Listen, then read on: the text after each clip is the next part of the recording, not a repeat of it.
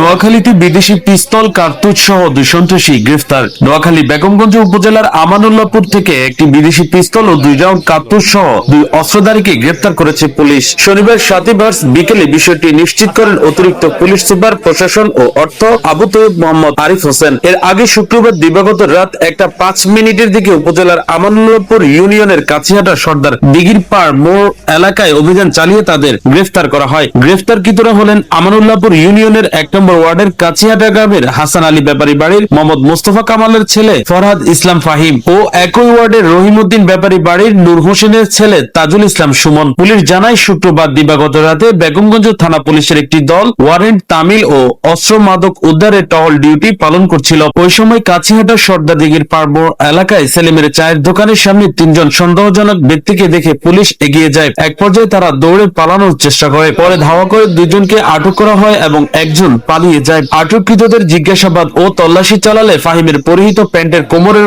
সামনে গুজে রাখা অবস্থায় একটি বিদেশি পিস্তল উদ্ধার করা হয়। এ সময় তার কাছ থেকে পিস্তলের 2টি তাজা কার্তুজও উদ্ধার করা হয়। এ বিষয়ে নোয়াখালীর অতিরিক্ত পুলিশ সুপার প্রশাসন ও অর্থ আবু তৈয়ব মোহাম্মদ আরিফ হোসেন আরো বলেন, গ্রেফতারকৃতরা পলাতক আরেক সহযোগীকে নিয়ে এলাকায় আধিপত্য বিস্তার এবং অবৈধ অস্ত্র বেচা কেনার উদ্দেশ্যে সেখানে অবস্থান করছিল। এই ঘটনায় বেগমগঞ্জ মডেল থানায় আটক 2 জন সহ পলাতক একজনের বিরুদ্ধে অস্ত্র আইনে মামলা দায়ের করা হয়েছে।